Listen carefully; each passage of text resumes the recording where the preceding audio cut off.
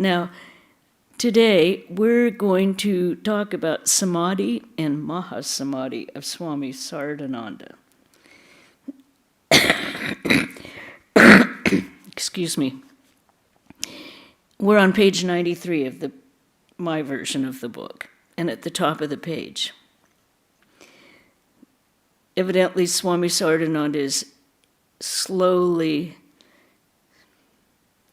getting rid of his duties and desires in the world and diving into meditation.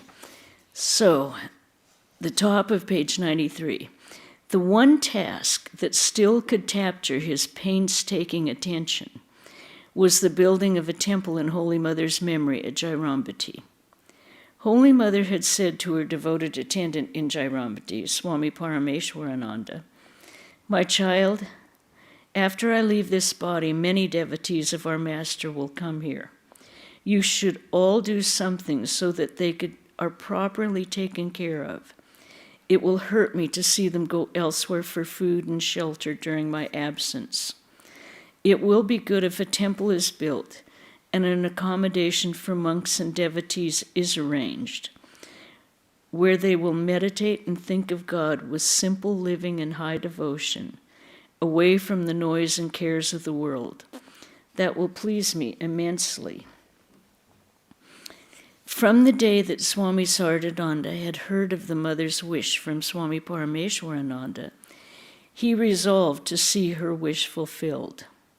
His dream was realized on Akshaya Tritiya Day, a very sacred day to the Hindus, May 1923, when the temple was consecrated with a formal ritualistic worship, including the Homa ceremony, performed by Swami Vireshwarananda. Monks, devotees, and villagers from 12 miles distance were fed sumptuously with prasad, or sanctified food.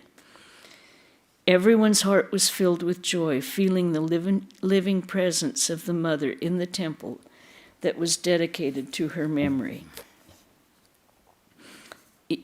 Even now in Jairambati, they have guest houses for devotees to stay in around the ghat, a little pond there, and the temple looks out.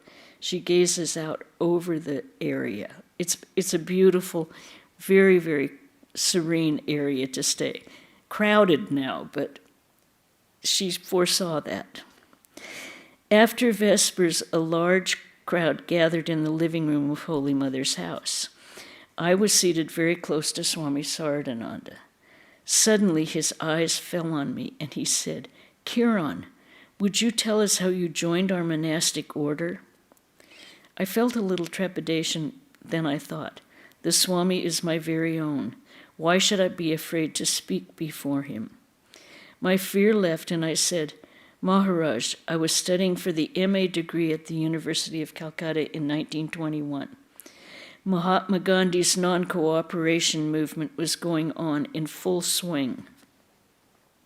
While I was walking toward the university to attend my lectures, I saw students who had been picketing, lying flat on the ground to bar entrance to the university. I could not bring myself to trample over their bodies, and for a few seconds I didn't know what to do. Suddenly I thought, why non-cooperation with the British government? Why not non-cooperation with the world? So I came to Bellarmine to join the order." That's Swami Aseshananda speaking. Mahapurush Maharaj was kind and allowed me to stay. He gave me the duty of serving the Daridra, Naraya next day, which was Swamiji's public celebration day. The monks liked me and I stayed on. After a few days, my mother came looking for me. One of the Swamis took her upstairs to see Mahapurush Maharaj. I was called. My mother said, "Maharaj, you are Goshal." That's a fairly common family name. "I am also Goshal. You are my spiritual father. Please send my boy home. I will be most grateful to you." Mahapurush Maharaj ordered me to return with my mother. I stayed home for a few days. Then I received a letter written in Sanskrit from Swami Omkarananda, one of the monks of Belur. Its substance was, "He who runs away is saved from the bewitching spell of Maya." I felt it as a warning from God not to stay long. So when the family went to the dining room for supper, I mentally said goodbye to my mother and came to the railroad station, boarding a train for Calcutta. Arriving at the Belur Math the next day, I went straight to the shrine and then went to Mahapurush Maharaj's room and bowed down at his feet. He said, "You can stay, but if your mother comes, you will have to go back. I cannot see her weep." I wrote my mother, "Please do not come. If you come again, I will go to the Himalayas, and you will never be able to trace me or have any contact with me at all. If you do not come, I will go and see you whenever you need me with the permission of Mahapurushji." My mother was reconciled, and I continued to stay at the Math. Years later, whenever I would go to the Udbodhan, Mahapurush Maharaj would smilingly say, "My grandson has come. Shankar, feed him well. Give him some good sandesh." To me, he would say, "Write to my daughter that she will always have my blessings. Let her pray to Thakur. All will be well through his grace." Swami Saradananda listened to my story with joyful attention. Then a bell rang for supper. One by one, everyone came and prostrated before him. He blessed each one by placing his hand on the person's head. When I felt his hand on my head blessing me, I knew the meaning of the song, "All my sorrow has been lifted by the magic touch of your hand. All my pain thou hast removed by the soothing charm of thy blessing." Swami Saradananda would not permit his ill health to stop him from giving initiations. Sometimes he would initiate several people on one day. Then he would not be able to eat his lunch until very late. Out of curiosity, a close devotee asked him, "Maharaj, why do you take so much time giving initiation? I have seen Holy Mother give initiation. She would finish within a short time." The Swami remained silent for a time, and then he replied, "Well, Holy Mother had tremendous power. If she would simply touch a person, he would achieve everything. But I cannot do that. I have to meditate and pray to the Lord with great earnestness, and I have to wait patiently and see that the Master has accepted the children that I have brought him. I have no rest until I feel it and know it decisively. I have no peace of mind until I see that the Master has accepted the students and has taken responsibility for their future growth and spiritual development." Swami Saradananda said to one of his devotees, "The chosen ideal in the indivisible soul, both are emanations of the same light manifesting in two forms. It is from the individual light of consciousness that the chosen ideal is made. Again, it is from the same light of pure consciousness that the form of the individual is fashioned." He initiated about 150 disciples in all, showering his blessings on them and transforming their lives. Two of his disciples, Miss Sarah Fox and Miss Rebecca Fox, were high school teachers from Oakland, California. They wanted Sanskrit names, so he named Sarah Fox Premika and Rebecca Fox Radhika. After their initiation, the sisters lived in India for some time before returning to their teaching jobs. After several months, Rebecca fell ill and died. Sarah, a member of the Vedanta Society of nearby Berkeley, lived a few more years. In her will, she bequeathed some money to the Berkeley Center. Swami Aseshananda, who headed the center then, used the funds to build the Swami Saradananda library. I remember when the Fox sisters were staying in the Sister Nivedita schools near the Udbodhan house. On his birthday, Swami Saradananda dispatched me with fruits and roses to give to the sisters. They were delighted to receive a present from their beloved Guru. His last major work was the holding of the Ramakrishna Mission Convention at Belur in 1926.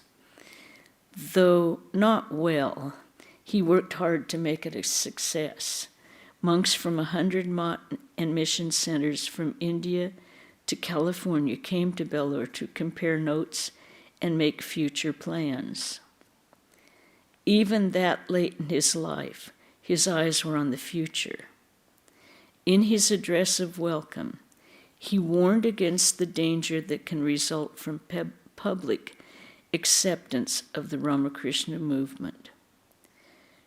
For security brings a relaxation of spirit and energy, and a sudden growth of extensity quickly lessens the intensity and unity of purpose that were found among the promoters of the movement.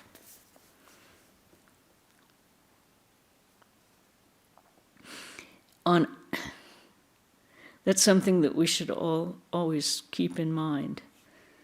If we become too secure, the extension of the work lessens the intensity and unity of purpose. On 6 August 1927, the Swami followed his usual routine of taking his bath, meditating 3 hours in his room, and then going to the shrine to prostrate before the pictures of Sri Ramakrishna and Holy Mother. This morning, after emerging from the shrine, he went back in again, repeating this unusual behavior a few times. Finally, he emerged, his face shining, and went into his room. I went to his room in the late afternoon, and he dictated letters to me for 1.5 hours. The bell for Vespers rang, and I was about to go to the shrine to join my brother monks in singing, "Breaker of this world's chain, we adore thee," when the Swami asked me to wait and finish all the letters before leaving. He read each letter carefully and signed it. I took the letters and mailed them. After Vespers, Swami Hari Premananda and I went to the Swami's room and found him half reclining on his bed, struggling to get up, but unable to do so. He said, "Don't tell anybody, make no noise. I will go downstairs to meet the devotees soon."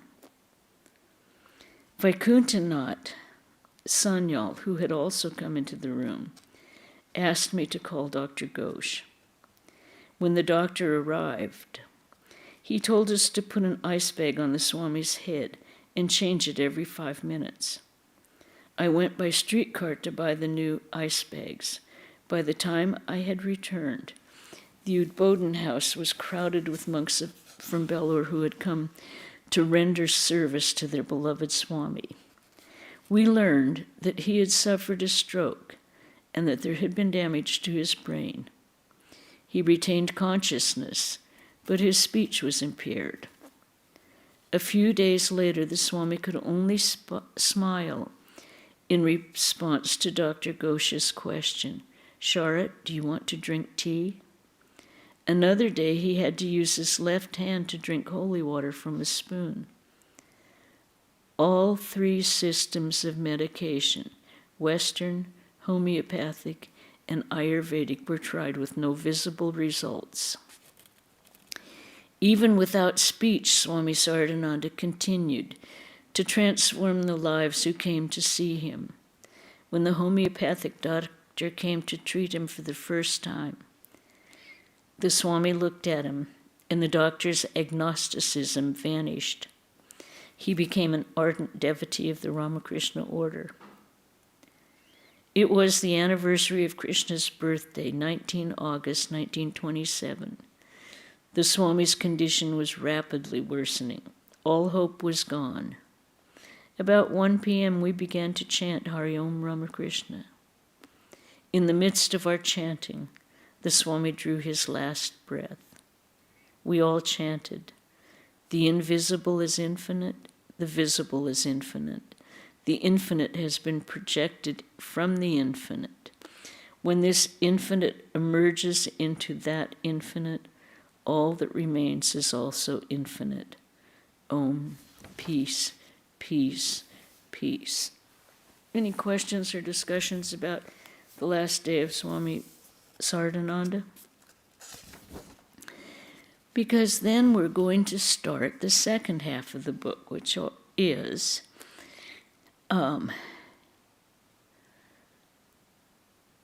his writings and letters. The epilogue says, after his death, we read and saw how many times he had recorded communion with the Divine Mother.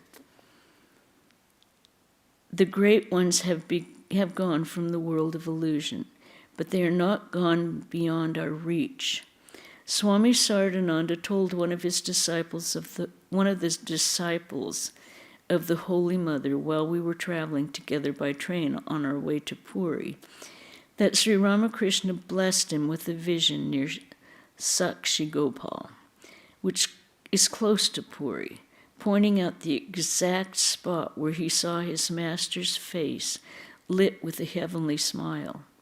He had received the vision at a time when he was grief-stricken at the loss of Sri Ramakrishna, and his heart was longing for a vision.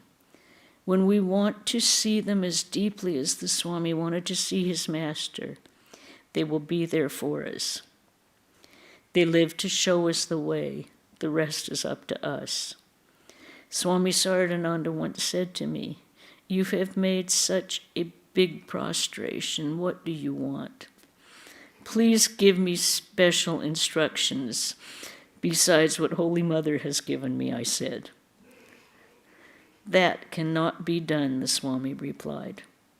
"What Holy Mother has given you is the last word in spiritual life. You will achieve everything by chanting that holy name. Our Mother is the Divine Mother herself.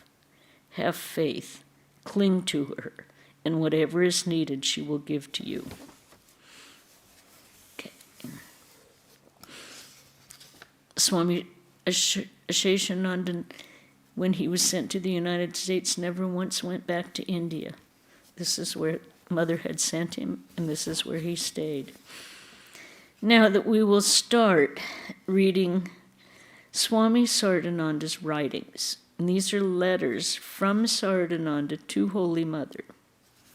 We'll start with a couple of the letters, and it looks like they started, it says 1329. These are Bengali years.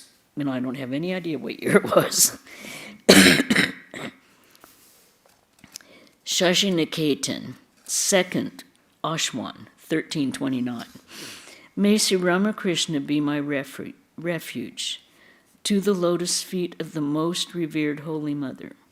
Please accept my thousands of Shishtanga pranams, humble salutations. Sanyal, who's Vaikuntha Natu, and I left Calcutta last Tuesday and arrived here the following day, Wednesday morning. The reason for my coming is to see Hari Maharaj, Swami Turiyananda, who was seriously ill. Before coming, I wrote a letter conveying the news and seeking your permission. I hope you've received the letter, which was mailed to Jairambati by a post office at Deshra. After my arrival, I saw Hari Maharaj. I found him a little better, but the condition is still serious. The doctors say that if no complication arises, after 10 or 12 days, that Swami could be taken to Calcutta. Hari Maharaj is completely bedridden. Surgical operations were performed on 3 places, left hand, left foot, and right foot, to remove the pus due to infection. As a consequence, he is unable to move from one side to the other. He is lying flat on his back all day as well as all night. Sri Ramakrishna graciously has endowed him with wonderful patience. That is why he is lying calmly, enduring everything with absolute resignation to the will of the Divine Master and the Mother. He is in good spirits. He is spending the time talking cheerfully to people, narrating stories, singing songs, and entering into conversations in order to make people happy. Please bless Hari so that he may recover and be strong and to go with us to Calcutta. Hari sends his Shastanga pranams to your holy feet. Revered Rakal Maharaj is doing well. He was deeply worried about Hari Maharaj's serious ailment. At first he was very much afraid. But now, since our coming and hearing the good report of the doctors, his fear has abated a little. Amalia said, and the others who are here, as well as Sanyal, send their respectful, loving pranams to you.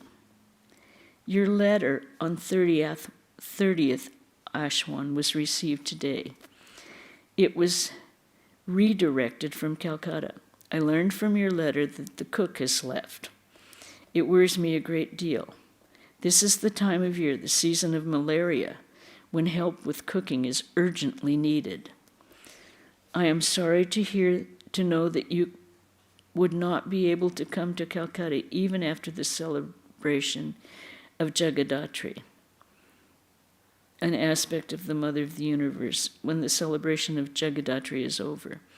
Since you are not coming to Calcutta, what good will our going to Jairambati during the worship of Jagadatri do?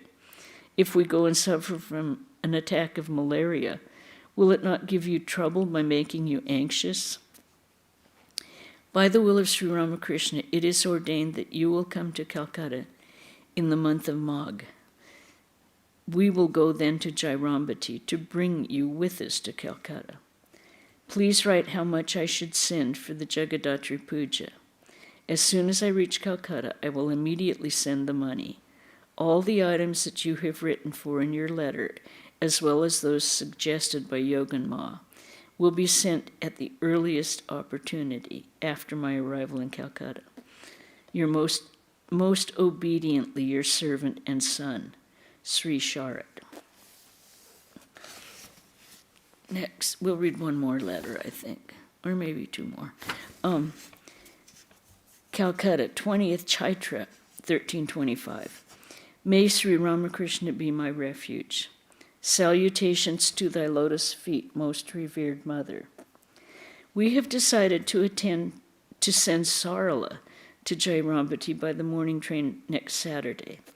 She will be accompanied by Ruma Devi, who comes from the Himalayan region in Mayavati. The two will be escorted by Dr. Mati.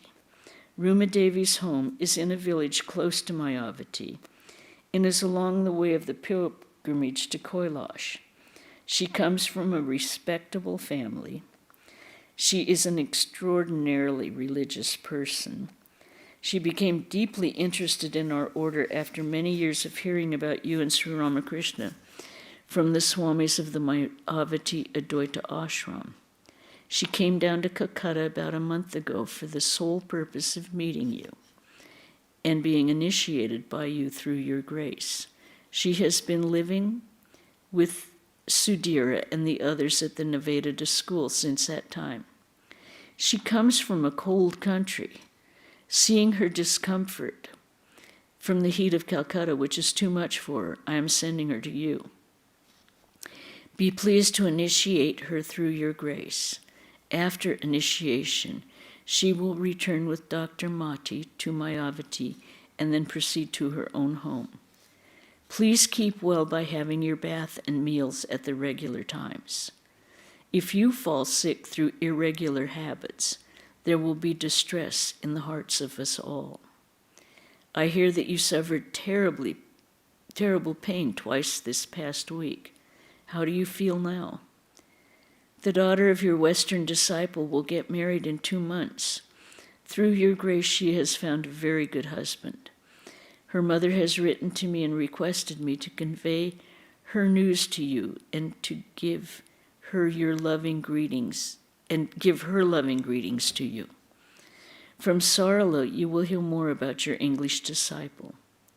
We are all doing well. Please accept our Aseshananda pranams. Yours devotedly, Sharat. Yeah.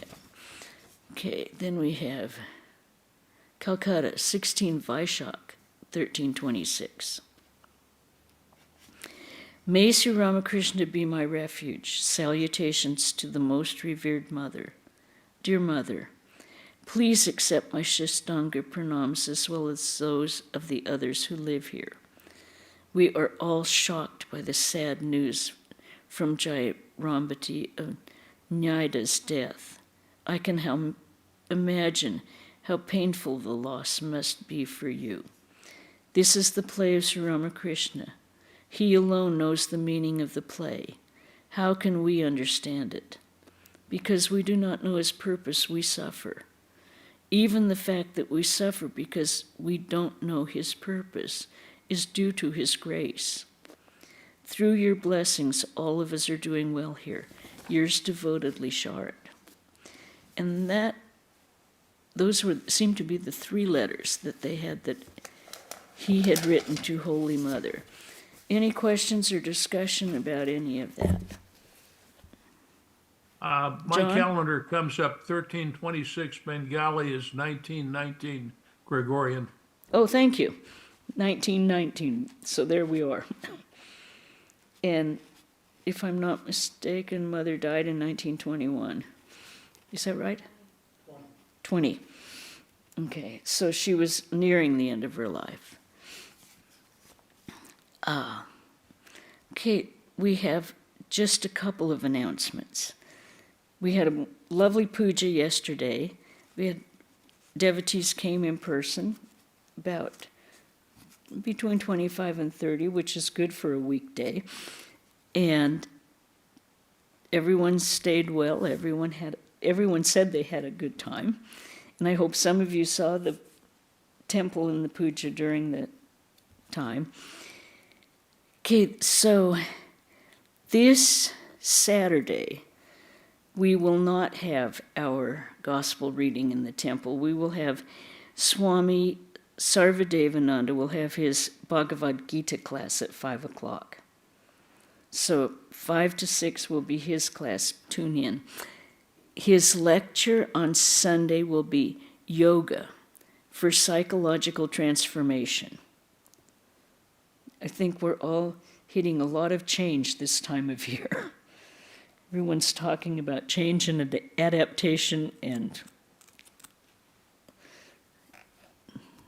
so Swami will talk about yoga for psychological transformation. The next week we will have our regular Wednesday class at 5. And this time we're going to be moving on to